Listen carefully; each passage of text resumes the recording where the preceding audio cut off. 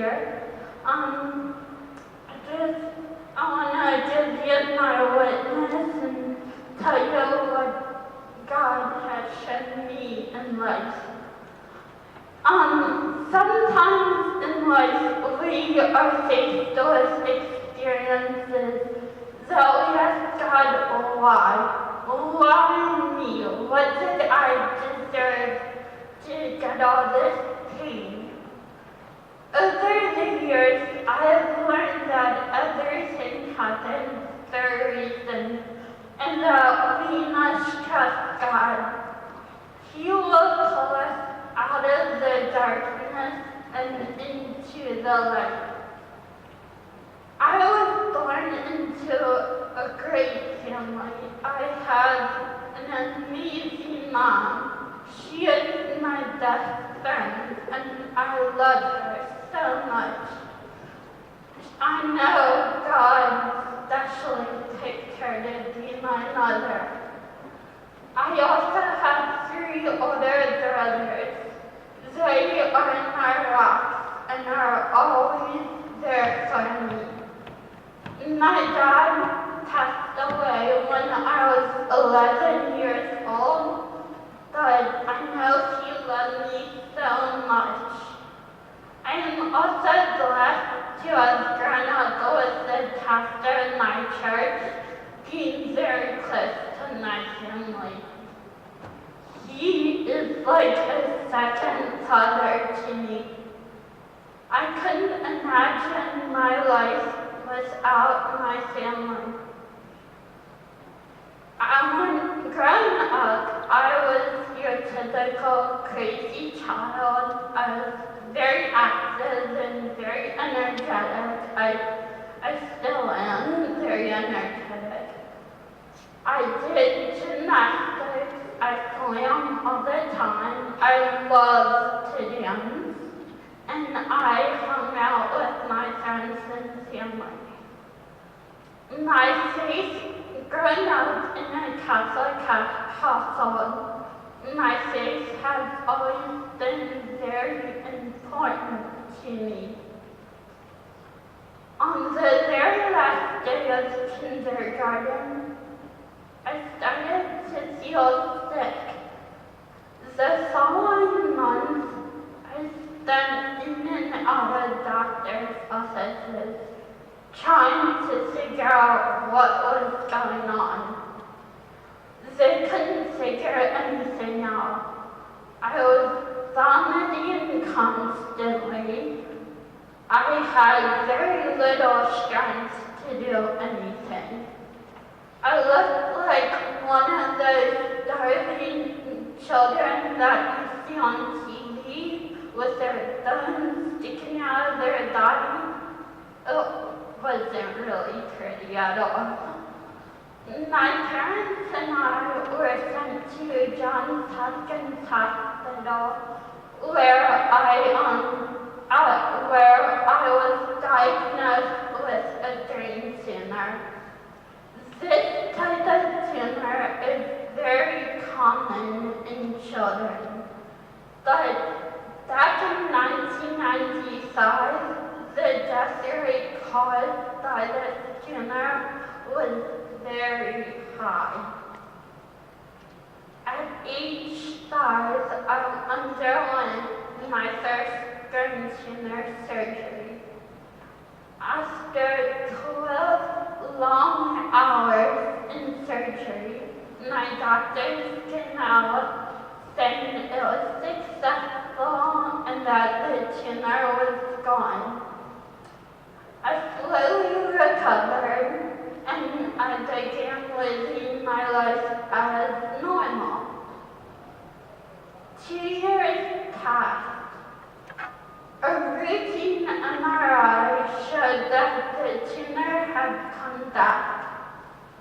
Now by this time, I'd spent enough time in the medical world that the thought of surgery didn't scare me at all. At 7 years old, I underwent my second brain tumor surgery, and once again it was successful. I went on through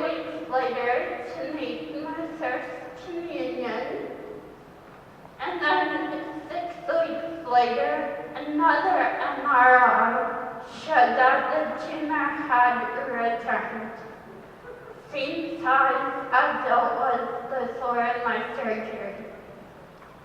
My only thoughts were, wait, God, what are you doing? I just made my first communion. Why are you doing this to me? Surgery was no longer an option because it would most likely kill me. I had two options, either to let the tumor run its course, eventually taking my life, or to try this new technology called stereotactic radiation. Although the radiation was very risky, my parents and I chose to go ahead and try it. Why not? I was the youngest patient to ever have this radiation performed on, so it was very unsure how successful it would be. But I wanted the chance to live, so that was really my only option. At 7 years old, I underwent my radiation treatment. They started in June of 1997 and lasted 3 months. The radiation made me a little sleepy, but that was it. I was fine until that September. It was at that time that I started experiencing side effects. My eyes started to cross. I lost facial movement on my right side of my face. I went deaf in my right ear, and my whole right side became completely numb. It wasn't nice at all. My blood pressure was also always fluctuating. As a result of this, my doctors had the great idea to put me on the highest dose of steroids possible. Now, if you've ever been on steroids, they make you really hungry. So I became very overweight and bloated. I felt like I looked like a monster. My life was spinning out of control. For a while, it felt like I woke up every day with a new life-threatening side effect. My parents at this time had decided to pull me out of school, which you think is great, but it really wasn't great at all. I had no strength to live. I was tired, I was exhausted.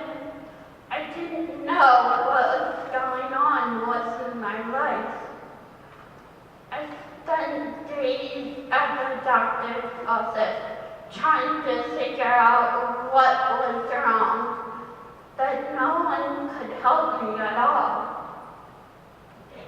My faith remained strong, but I was frustrated with God.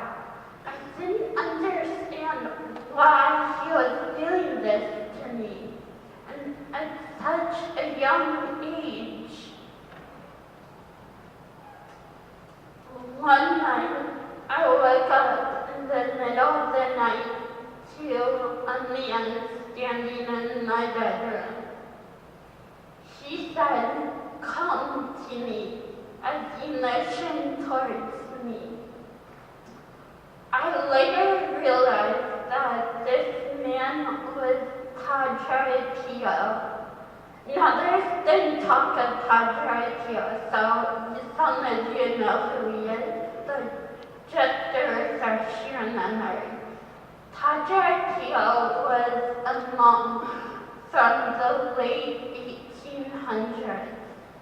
He was able to dilocate and to foresee into the future.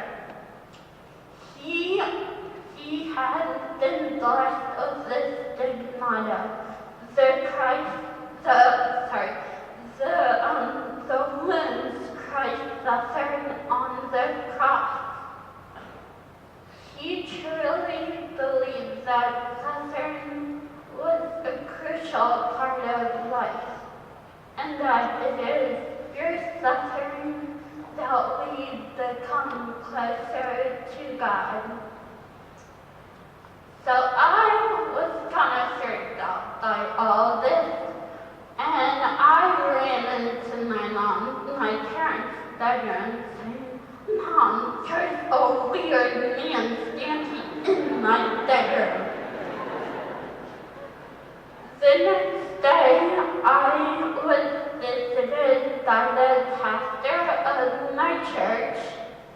He told me, he was like, here's this pamphlet of this guy. He has a shrine. He's on his way to becoming a saint. I think we should go visit his shrine. Well, of course, Padre Pio. Through learning about Padre Pio, I realized that maybe my life was spinning out of control. Maybe I didn't understand what was happening at all. But I needed to trust in God. I needed to know that He would take care of me no matter what. In February of 1998, things took a turn for the worse. I was no longer able to walk, and I pretty much couldn't do anything on my own. I laid around my house looking like I was dead. My doctor from California, I'll get that. My favorite doctor from Johns Hopkins had recently accepted a job in California, and he told my parents and I to come out and visit him. So we did. It was there that a team of doctors did a number of tests on me. After that week of testing, my doctor came to our hotel room. He told my parents, he said, "Okay, look, let her, take her home. She'll be dead in a couple weeks." During that time, my dad was also slowly dying of ALS, or better known as Lou Gehrig's disease. Lou Gehrig's disease is a disease that slowly eats away at your motor neurons, eventually paralyzing you and killing you. I knew that he was unable to live a full, happy life. But I knew also that I still had the chance to survive and to fight back. It was from him that I drew inspiration.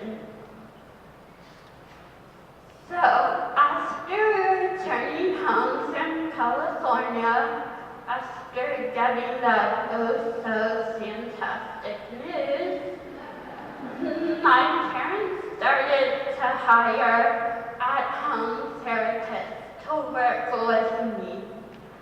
I spent long hours each day doing therapy, physical, occupational, and speech therapy.